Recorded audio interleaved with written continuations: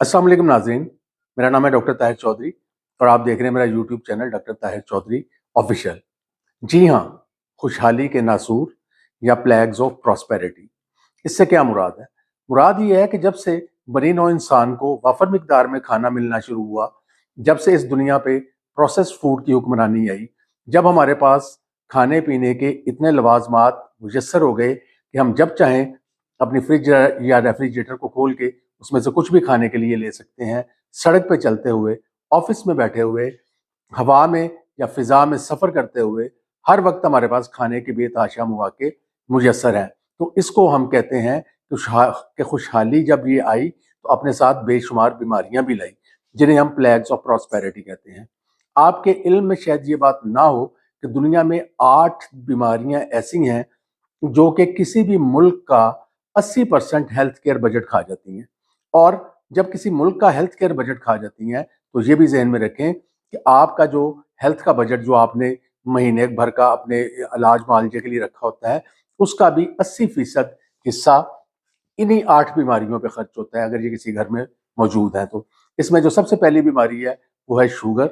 उसके बाद high blood pressure, फिर कार्डियोवैस्कुलर डिजीज जिसके अंदर दिल की बीमारियां या फालिज वाले अफराद हैं वो शामिल है, फिर फैटी लिवर डिजीज जिगर पे चर्बी का होना, कोलेस्ट्रॉल की बीमारियां हाई कोलेस्ट्रॉल, और इसके अलावा कैंसर, फिर भूलने की बीमारी जिसे हम डिमेंशिया कहते हैं, और पॉलीसिस्टिक ओवरी सिंड्रोम जो कि खवातीन में बांझपन की सबसे बड़ी वजह है। तो ये जो 8 बीमारियां हैं इनको माहिरीन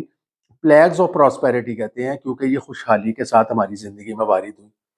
अच्छा, अब मेरा आपसे सवाल ये है कि ये जो जिन 8 बीमारियों का मैंने जिक्र किया है, क्या आपने कभी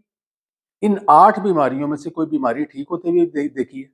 लोग इसके लिए बेतहाशा दवाएं खाते हैं, लेकिन ये बीमारियां कंट्रोल हो जाती हैं। शुगर कंट्रोल हो सकती है, ब्लड प्रेशर कंट्रोल हो सकता है, कोलेस्ट्रॉल आर्जी तौर पे दवाओं के सहारे नीचे आ सकता है, लेकिन बाकी जितनी भी बीमारियां हैं और ये जो मैंने जिनका जिक्र किया ये सारी मिल मिला के ये कभी खत्म नहीं होती जिंदगी से, क्योंकि ये दवाओं के सहारे आप इसको लेके जितना मर्जी सारी जिंदगी चलते रहें, फिर अपने दवाओं के अपने मसाइल हैं। अब मसला ये है कि ये आठों की आठों बीमारियां क्यों दवाओं से मुकम्मल तौर पे ठीक नहीं होती, सिर्फ कंट्रोल होती हैं। तो आइए उसके लिए हमें एक लफ्ज समझना पड़ेगा जिसे हम कहते हैं मेटाबॉलिक हेल्थ। मेटाबॉलिक हेल्थ को अगर हम आसान जुबान में अगर उसकी बात करें तो उसका मतलब ये है कि हम जो कुछ भी खाते हैं, जो भी खुराक के जरिए हम अपने जिस्म के अंदर लेके जाते हैं, जिस्म उसको जिस तरीके के साथ उसको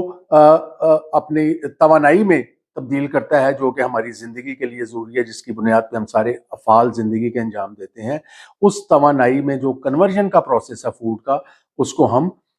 आम ज़ुबान में मेटाबॉलिक हेल्थ कहते हैं। अगर ये प्रोसेस अच्छा है तो आपकी मेटाबॉलिक हेल्थ अच्छी है, अगर ये प्रोसेस बुरा है तो आपकी मेटाबॉलिक हेल्थ बुरी है। अब ये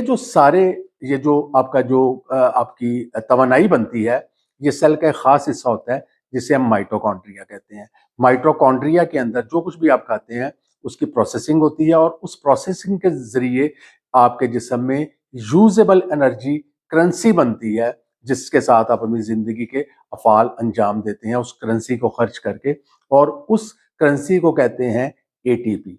और इसी तरह से उस ऑर्गन को जिसके अंदर जिसमें ये सारा कुछ प्रोसेस होता है उसको हम कहते हैं माइटोकॉन्ड्रिया।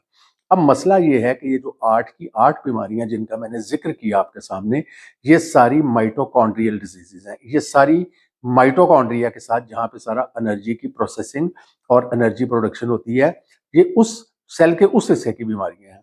अब मसला ये है कि दुनिया की कोई दवा, याद रखिए, दुनिया की कोई दवा माइटोकॉन्ड्रिया में नहीं जाती, सिर्फ और सिर्फ आपका फूड है जो कि माइटोकॉन्ड्रिया में जाता है। तो जब हम माइटोकॉन्ड्रियल डिजीजेस को दवाओं के साथ करेक्ट करने की कोशिश करेंगे तो वो कभी करेक्ट नहीं होंगी, क्योंकि आपकी दवाएं वहां पहुंचती नहीं है जो कि इन बीमारियों का मंबा या पेश खैमा है, और वो है माइटोकॉन्ड्रिया। लेकिन जो आप खुराक खाते हैं ये सारी वहां पे जाने के बाद आपके माइटोकॉन्ड्रिया में जब एटीपी में कन्वर्ट होती है, तो आपकी खुराक अगर बेहतर है तो आपका जिस्म बेहतर एटीपी बनाएगा। अगर आपकी खुराक में प्रॉब्लम्स हैं, जो कि हम सबकी खुराक में हैं, तो आपका जिस्म उस अंदाज से एटीपी नहीं बना पाएगा, यानी दूसरे लफ्जों में آپ کا میٹابولک ڈسفنکشن شروع ہو جائے گا اور اس کے نتیجے میں یہ 7-8 بیماریاں جنم لیتی ہیں، اور اس کے علاوہ بھی بے تحاشا بیماریاں۔ اب سوال یہ ہے کہ کیا ان یہ جو میٹابولک ڈسفنکشن ہے اس کو جانچنے کا کوئی ایسا بھی طریقہ ہے جو کہ ہم آسانی کے ساتھ خود پہ اپلائی کر کے دیکھ سکیں، یا ہمیں بہت ہائی فائی لمبے چوڑے لیب ٹیسٹ کی ضرورت پڑے گی؟ تو آئیے میں آج آپ کو بتاتا ہوں کہ 8 سائنز آپ کی باڈی میں، 8 ایسی علامات ہیں جو کہ اس بات کا تعین کرتی ہیں کہ کیا آپ کی میٹابولک ہیلتھ ٹھیک ہے یا غلط ہے، یا اس کے اندر آپ کی میٹابولک ہیلتھ کے نتیجے میں آپ کو کوئی خطرناک بیماریاں یا تو ہو چکی ہیں جو کہ ابھی ڈائگنوز نہیں ہوئی، یا آئندہ زندگی میں ہونے والی ہے۔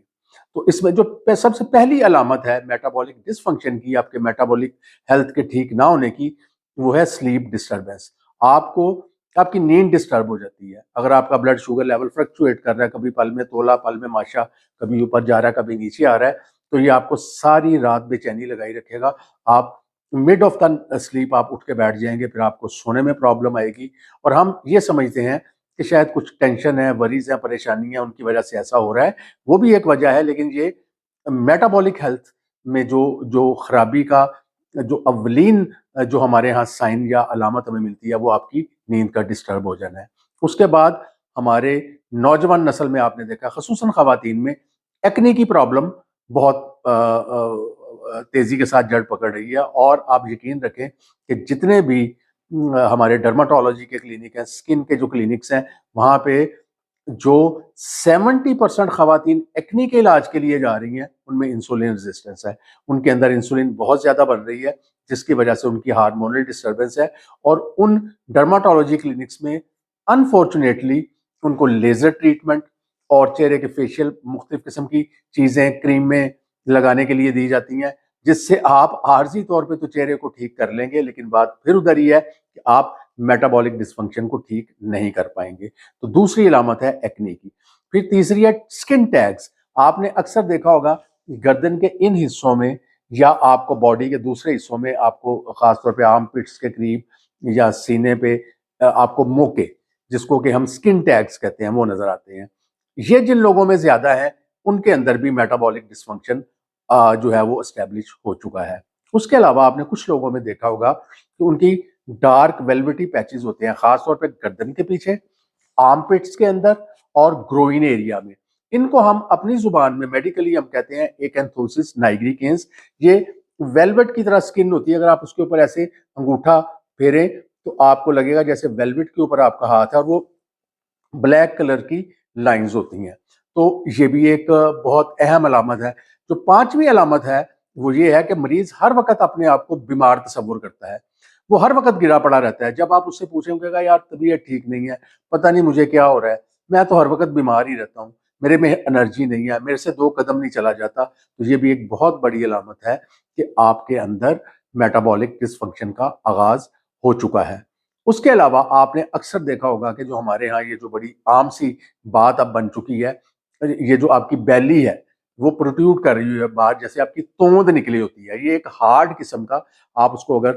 اس طرح سے ہاتھ لگائیں تو وہ ہارڈ توند ایسے باہر کی طرف بلج کیا ہوتا ہے۔ ایک اور طرح کی چربی ہوتی ہے جو کہ لٹک رہی ہوتی ہے پیٹ کے اوپر، اگر آپ اس کو ایسے 2 انگوٹھے اور انگلیوں کے درمیان پکڑیں تو وہ آپ کے ہاتھ میں ایسے آ جاتی ہے جھلی کی طرح۔ تو وہ فیٹ جو ہے وہ اچھی فیٹ ہے، وہ پروٹیکٹیو فیٹ ہے، لیکن وہ فیٹ جو آپ کی بیلی کو باہر کی طرف ایک بلج دیتی ہے، آپ کی توند نکلی ہوئی ہے اور وہ ہارڈ ہے، تو اس کا مطلب یہ ہے کہ یہ آپ کے میٹابولک ڈس فنکشن کا سائن ہے، کیونکہ یہ جو بلج یا یہ جو باہر کی طرف آپ کی پروٹیوژن آئی ہے، یہ اس وجہ سے ہے کہ آپ کے وسراس کے اندر یعنی بیلی کے اندر اب وسرل فیٹ کا جو ہے نا کافی زیادہ ذخیرہ اور مجموعہ جمع ہو چکا ہے، جس نے آپ کے پیٹ کو آگے کی طرف دھکیل دیا ہے، اور یہ وسرل فیٹ پیش خیمہ بنے گی باڈی میں انفلامیشن یا سوزش کا، جو سر سے لے کے پاؤں تک بالکل اسی طرح ہی ہے جیسے آپ کو ہلکی آنچ کے اوپر، دھیمی آنچ کے اوپر دن بدن پکایا جا رہا ہے۔ یہ سوزش بالکل اسی طرح کے ساتھ آپ کو اسی طرح سے آپ کو گرل کر رہی ہوتی ہے، اور جس کے ساتھ آپ کو مختلف قسم کی پرابلمز آتی ہیں۔ اب اس کے علاوہ ٹیسٹوسٹیرون لیول، اگر آپ ایک بلڈ ٹیسٹ کروائیں اپنا سیرم ٹیسٹوسٹیرون، تو یہ یا زیادہ ہوگا یا کم ہوگا۔ اگر یہ کم ہے اور آپ مرد ہیں تو آپ مردانہ کمزوری اور بانجھپن کا شکار ہوں گے۔ اگر آپ خواتین ہیں اور یہ آپ میں زیادہ ہے تو اس کا مطلب یہ ہوا کہ آپ انسولین ریزسٹنس کا شکار ہیں، جس کی وجہ سے آپ کے اندر چہرے پہ بالوں کا آنا، یا سامنے والے سینے کے حصے میں بالوں کا آنا، آپ کے اندر جو ہے ایکنی کا ہونا، آپ کے اندر مردانہ آواز میں مردانگی اس میں آنا، یہ ساری چیزیں آئیں گی، کیونکہ فیمیل ہارمونز ہمیشہ ٹیسٹوسٹرون سے بنتے ہیں۔ تو اگر ٹیسٹوسٹرون کی کنورژن نہیں ہو رہی خواتین میں فیمیل ہارمونز کے اندر، تو اس کا مطلب یہ ہوا کہ ان کے اندر میل ہارمون اور ٹیسٹوسٹرون کی زیادتی ہو جاتی ہے، جس کی وجہ سے ان کے اندر مردانہ جو ہیں خصوصیات، وہ تھوڑا سا ان کا جھکاؤ اس طرف ہو جاتا ہے، جس کی وجہ سے ان کے اندر مینسٹریشن کی پرابلم، چہرے پہ بالوں کا آنا، داڑھی کا اگنا،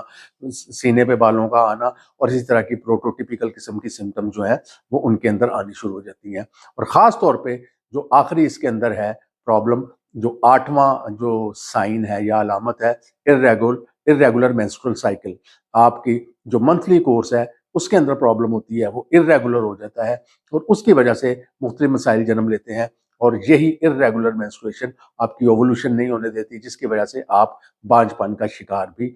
ہو سکتے ہیں۔ تو یہ جو 8 میں نے آپ کو سائنس بتائے ہیں، آپ خود سے آپ اپنا جائزہ لے سکتے ہیں کہ آپ کے اندر اس میں سے کتنے سائنس موجود ہیں۔ اب سوال یہ ہے کہ کیا اس کا علاج بھی کوئی ہے؟ بالکل اس کا علاج ہے، آپ اپنی ڈائٹ کو کریکٹ کریں۔ جیسے کہ ہم نے شروع میں اس بات کا تعین کر لیا کہ یہ جو پرابلمز ہیں یہ ڈائٹ ریلیٹڈ ہے، یہ میڈیسن ریلیٹڈ نہیں ہے، کیونکہ جہاں سے یہ چلتی ہیں، یعنی سیل کا وہ حصہ جسے ہم مائٹوکونڈریا کہتے ہیں، مائٹوکونڈریل ڈس فنکشن کے نتیجے میں یہ بیماریاں جنم لیتی ہیں، تو ہمیں مائٹوکونڈریا کو کریکٹ کرنا ہے۔ تو مائٹوکونڈریا کریکٹ کرنے کی دوا دنیا میں کوئی نہیں بنی، مائٹوکونڈریا کو کریکٹ کرنے کے لیے ہمیں غذا کے اوپر عمل کرنا ہوگا، اور غذا میں کیا ہے کہ اپنی زندگی سے سارا پروسیس فوڈ نکالیے، چینی، وائٹ شوگر، گڑ، شکر، یہ اپنی زندگی سے نکالیے، بوتلیں، انرجی ڈرنکس، فاسٹ فوڈ کی جتنی آئٹم ہے، گھر کا بنا ہوا سادہ کھانا کھائیے، اور اس کے اندر روٹی کے ساتھ چاولوں کو بھی آپ نے اپنی خوراک میں کم سے کم رکھنا ہے، اور اپنی خوراک میں سے جو سب سے بڑی چیز ہے وائٹ پوائزن جسے میں کہتا ہوں، چینی کو مٹ کیجئے۔ ابھی رمضان کے اندر اپنے گھر میں لال، پیلے، نیلے شربت مت آنے دیجئے، یہ آپ کے مائٹوکونڈریا کے لیے ایک پوائزن کی جو ہے حیثیت رکھتے ہیں، اور آپ کے بچوں کے لیے اور آپ کے لیے کسی طرح سے بھی بہتر نہیں ہے۔ کھانا کیا ہے؟ آپ اپنی خوراک میں سے کاربوہائیڈریٹس جتنے کم کر سکتے ہیں وہ کر دیجئے، پروٹین کو فوقیت دیجئے، انڈے کھائیے،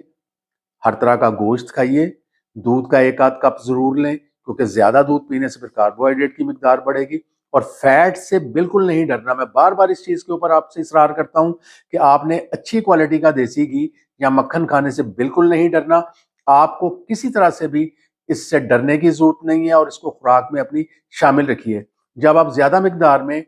فیٹس اور پروٹینز لیں گے، آپ کا ہنگر سینٹر بھی سیٹسفائیڈ رہے گا، آپ کو بار بار کریونگ نہیں ہوگی، آپ کھانے کی طرف نہیں بھاگیں گے۔ جتنے کاربوہائیڈریٹ زیادہ لیں گے آپ کاربوہائیڈریٹ اپنی خوراک میں، اتنا ہی آپ کو بار بار بھوک لگنے کا اندیشہ ہوگا۔ آج کے لیے اتنا ہی، آپ سب کی توجہ کا شکریہ۔ السلام علیکم۔